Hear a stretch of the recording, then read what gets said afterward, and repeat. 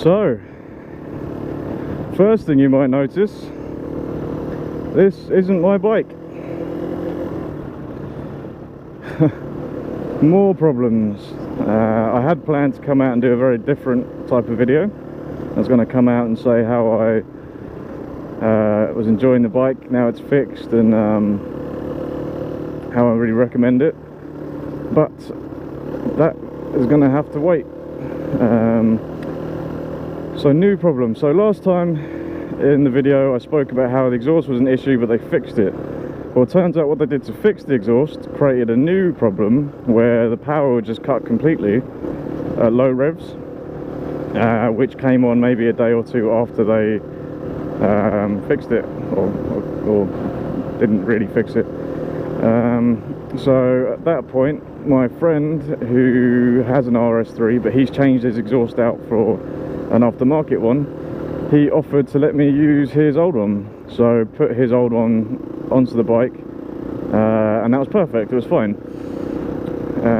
They've actually ordered me a new exhaust at the shop, so when that arrives I'm going to give his one back and then put the new one on, and that's the end of that problem. However, literally I was going to go out on the weekend and do it, do the video.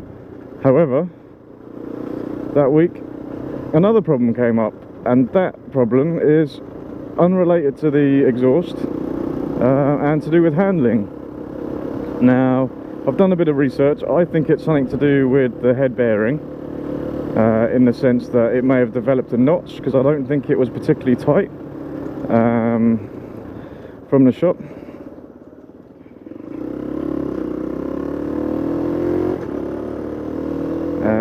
So over time I think it may have developed a notch, and now it fights you when you try and steer. It doesn't it wants to stay in the middle. It doesn't want to go left and right, which is quite a big problem. You can get it to go left and right, but it just doesn't feel natural, and it feels a bit like it's squirreling around a bit. So it's back at the shop. I actually came out to do this video once before, and they called me telling me it was fixed. So I rode all the way over there, which is actually the other side of the island, and yeah, it wasn't fixed. They thought it was a suspension problem, so they adjusted that. So I took it for a test ride, it wasn't sorted, so it's still there. So I'm back on the Tango, which I still say is the most uncomfortable bike in the world. A couple of minutes on this and your ass is just gone. Like if your bum could recede, that's what mine would be doing right now. It's just horrendously uncomfortable. So yeah, I don't know what's going on with my bike. My friend CJ, who has had his for longer than mine, who's had no issues whatsoever on his, actually no, that's a lie, he's got one issue at the moment, and that's his left hand grip is just coming off. But that's an easy fix. You just get some grip glue and then that's the end of that problem. Whereas mine has just been problem after problem, so I might have just got a lemon, I'm not sure. It'd be interesting to hear what other people who have RS3s have been through, if they've had similar problems or if it's just mine.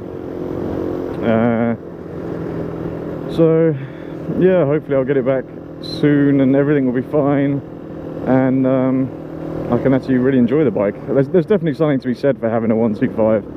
It is just so much fun because you're having to change gears all the time, you're revving the balls off it all the time.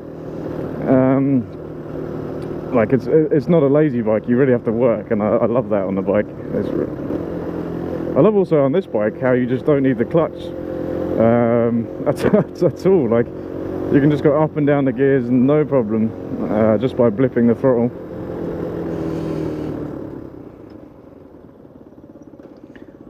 So yeah, I've got some other videos planned as well. This is only a short video just to update the fact that my bike is back in the workshop again, but other videos I got planned. I'm going to do a review on the jacket I'm wearing, which is the Dainese Hydroflux D-Dry jacket. I recommend that. I've been wearing it for quite some time now, and through all types of weather, so I feel it's a good time to do a review. Probably these gloves. These gloves aren't riding gloves. They are Oakley Pilot gloves. They're actually combat gloves. But I've ordered in some Dainese D1 carbons. Oh, here comes the rain. So I'll do a review on those when I've had them for a little while. But these have been good just to tide me over. I mean, they're not going to give me much grip on the palms if I do crash, but they've got the knuckle protection, which is at least something. Because it's very hard to get gear on the island. For some reason, nobody wants to have gear. I don't know why. It's some sort of fashion trend. So, I don't know. Anyway, so yeah, I'll probably be doing a review on those things. Got a new helmet coming. Reason because I have had a couple of crashes. Luckily not on the RS3. Haven't crashed that at all, haven't even dropped it. So that's in perfect condition still. But I have crashed twice on the track, both on track bikes that are down there. So I've been going to track fairly often. Loving it, really enjoy it. However, I haven't seemed to have developed that fear factor yet. So I've been kind of learning by hitting the limit. So I've had a few lessons. I can get my knee down, no problem. That's all coming together. I think now it's just seat time, because both crashes have been from overconfidence, really. The first time, it was the first time I got my knee down and I was getting good at it. And I was so focused on getting my knee down, I misjudged the corner, high-sided, went down. Interestingly, both of my crashes have been high sides. The second crash was definitely overconfidence. I was going, like, pushing myself as hard as I could. Managed to clip a tyre wall with my knee as it was dragging on the ground, which then pulled me off the back of the bike. And now, if I'd have let go of the bike, I probably would have been fine. I would have just slid and yeah, probably just walked away from it. But instead I tried to hold on and fix the situation, which resulted in me being bucked off the bike head first into the ground. So I am wearing a full face helmet, this one in fact.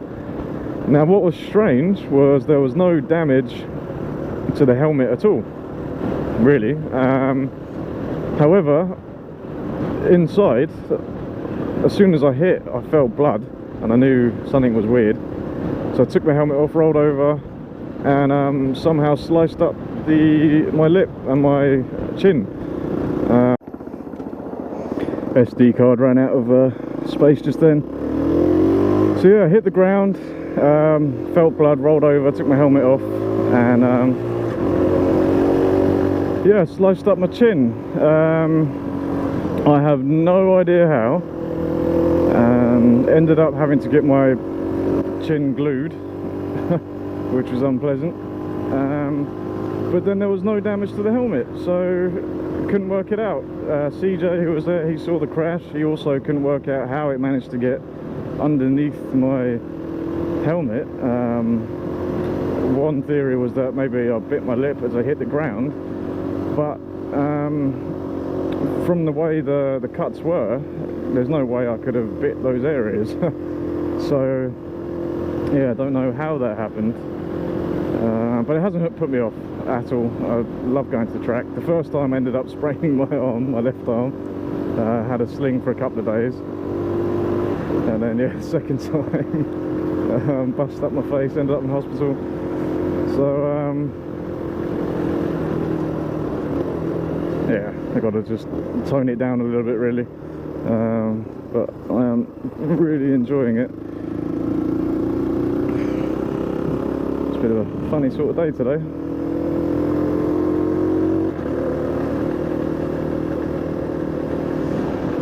So yeah, I think that's all for this video.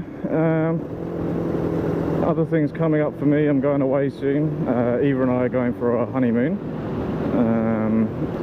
which is going to be slightly different. Yeah, we're going for a road trip across America. Well, not very much of it. We're going to San Francisco, where we're picking up a Ford Mustang or similar, and then we're driving down to San Diego and then up to Los Angeles. Also while we're there, we're going to go see Eva's family in Toronto. So yeah, that's pretty much it from me. I'm going to update when I get my bike back, and hopefully that'll be good news and I'll be able to say what a good bike it is. But for now, I wouldn't say I'm unimpressed. I do like the bike. I also hold that this is the most uncomfortable bike in the world still. But yeah, we'll see how it goes. Anyway, adios.